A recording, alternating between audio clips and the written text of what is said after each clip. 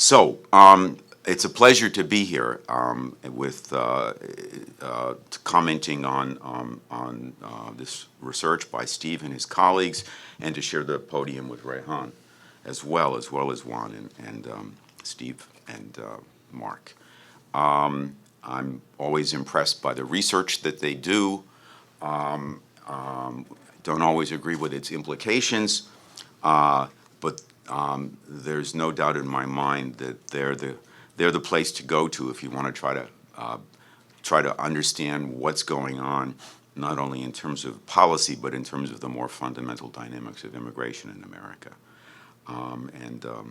I wish that they got much more positive attention for the good work that they do than they sometimes get. And so it's all the more pleasant to be here.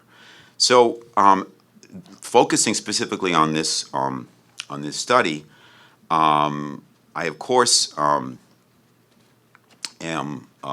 agree with the broad stroke of the findings and the thrust of them, that there's a growing share of public school students who are from immigrant households and who are either living in poverty or in foreign language situations, and that it's extremely noteworthy and demands our attention, while at the same time it's one of these many impacts and costs of immigration, this particular set of data, this trend, that gets overlooked in the gross positive images and the kind of feel-good images in the totalistic view of immigration from a bird's-eye national perspective that we often get when we debate immigration, particularly here in Washington. It's this local impact on school districts and local jurisdictions, this fiscally especially, but not exclusively, that Washington political and policy elites often selectively overlook and do not squarely address. After all, the fiscal burdens of the kinds of problems that the research focuses on are borne mostly by state and local governments, while our immigration policy overall is made at the national level, obviously. So I applaud this work in further elaborating that more localized impact of immigration, where the impacts are so evident to people in their ordinary daily lives, immigrants as well as non-immigrants. What I want to focus on is the theme of assimilation, which is what I've been asked to talk about. And didn't know I was the most theoretical person here, but I'll run with that. I hang out with people in academia where theory is a much more exalted endeavor than anything I do. But in any event, I have no disagreement or doubt that these numbers pose serious problems and challenges with regard to the assimilation of the students and the young people in the schools, immigrant and non-immigrant alike.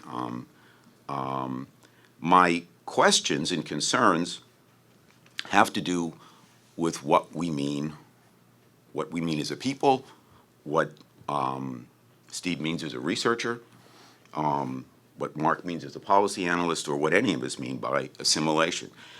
It's one of these terms that is so slippery and so fraught that it requires us, I think, to be very specific about what the context and meanings mean and what their history has been and how assimilation has been interpreted over time. First of all, I have no problem with the term assimilation, and I applaud its use here. It's a common sense term that is how people, ordinary Americans certainly, talk about immigration, talk about its impacts, understand its impacts. It's what they expect immigrants to do. It's, I think, what immigrants basically expect themselves to do, albeit what it means it seems always fraught.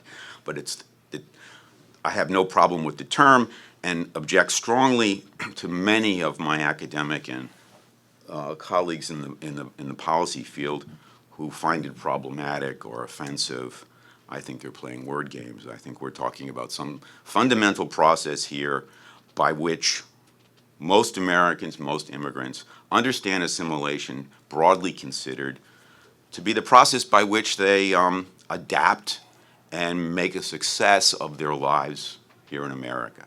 That's awfully general, awfully broad, but that excludes the much more draconian notions of assimilation, the much more coercive notions of assimilation that are often imputed to the term. So I'm very happy to embrace the term, use it myself, and I'm glad that CIS uses it as well. But what is meant by it? What does Steve mean by it? How do we understand it? That needs to get focused on, and I want to spend a few minutes doing that. Let me read the key paragraph in the study where I begin to ask questions. Right after the discussion subhead, the report states, one way that assimilation works is that immigrants and their children get lost in a sea of natives, making the absorption of American culture and identity almost inevitable. If immigrants are a modest share of the local population, it makes identifying with America and its culture practically unavoidable. But the level of immigration, most of it legal, has been so high in the last 4 decades that there are now whole sections of the country where natives and their children are actually the minority, or nearly so. This has the potential to fundamentally change the terms of assimilation. Parts of that I agree with, parts of that I want to raise questions about. First, the terminology about immigrants and their children getting lost in a sea of natives. That's what assimilation broadly construed can be. I want to stop and look at that for a moment. I just want to say one thing. Peter and I talked about this. I did change that. Peter convinced me that the phrasing. You changed it in the report? Yeah, I did, Oh. just so you know. But Well, that's okay. I'm willing to defend that phrase right now. So don't worry about it. Okay. Go ahead. Okay. But whether or not you use it in the report, like you said, it's a way of thinking about assimilation that we should stop and look at.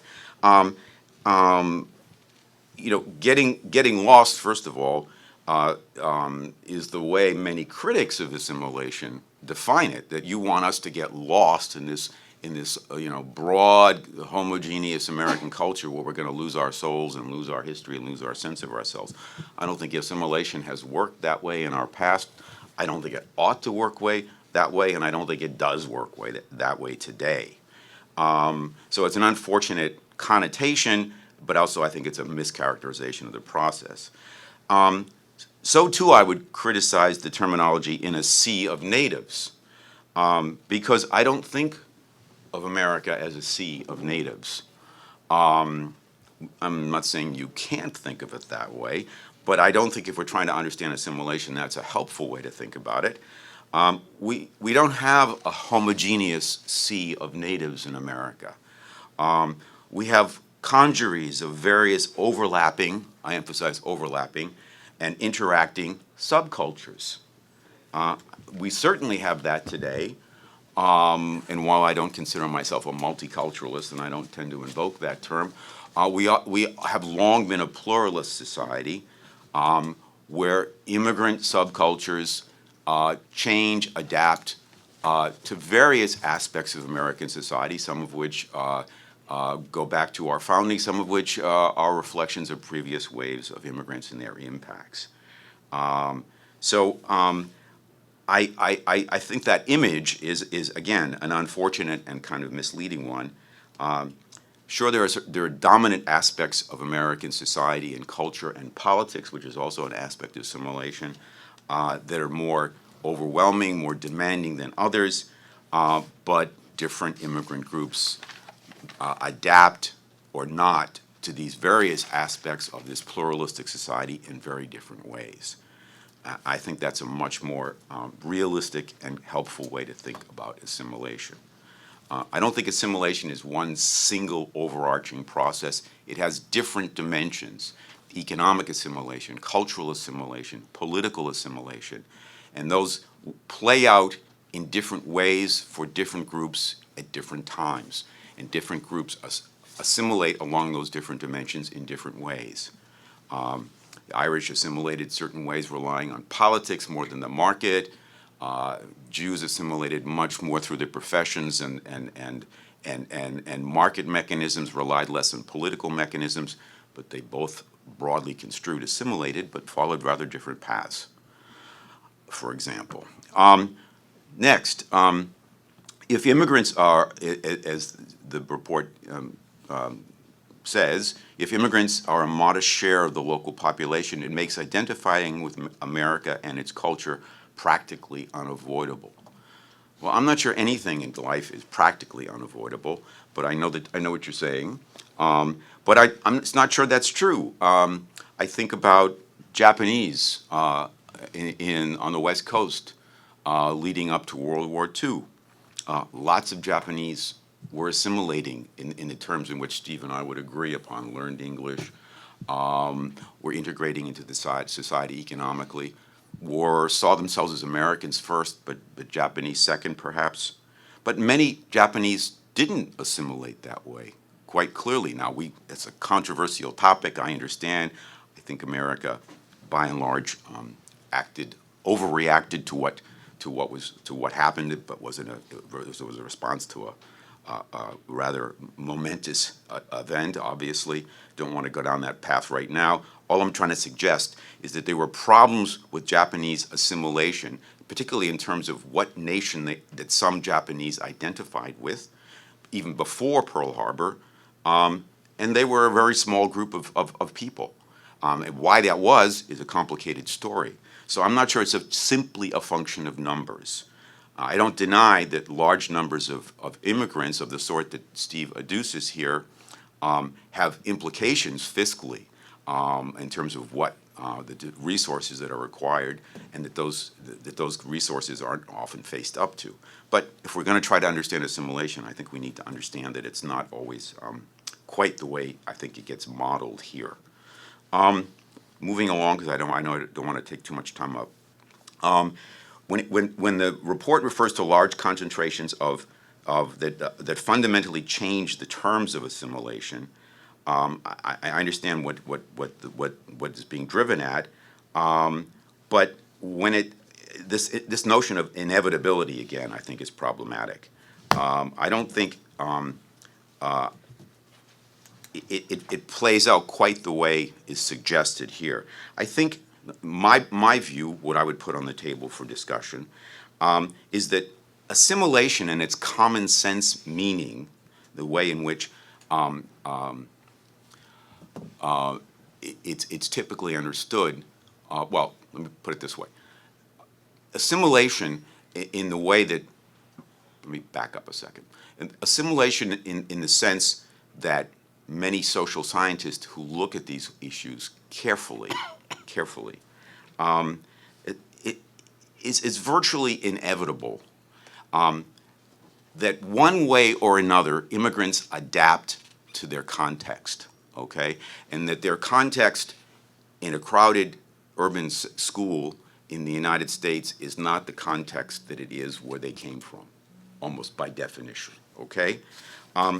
It's a matter of what they're assimilating to and how they're adapting and changing to the context they find themselves in. There's no, as I said just before, in our pluralistic society, I don't think there's one all-encompassing sphere or culture that immigrants adapt to today or have adapted to in the past. Yes, we have one dominant language, and I think we should. Yes, we have one sovereign nation that demands, albeit we're not quite sure what some of that means today, demands allegiance. But there's many other spheres of social and political life where adapting is much more situational and plays out in different situations and different contexts in different ways. and I don't consider that necessarily problematic. So there are lots of assimilation possibilities and options, I would say. And as I've said, they're possibilities.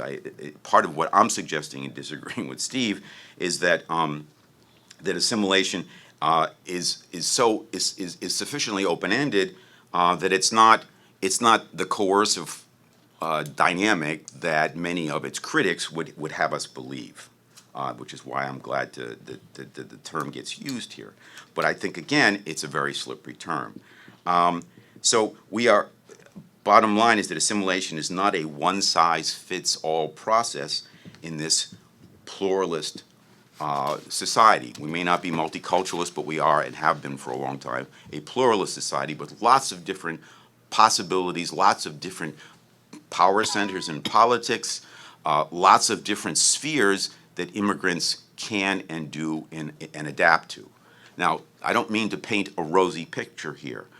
They can adapt to these different spheres, these different subcultures, these different contexts in ways that are very unfortunate.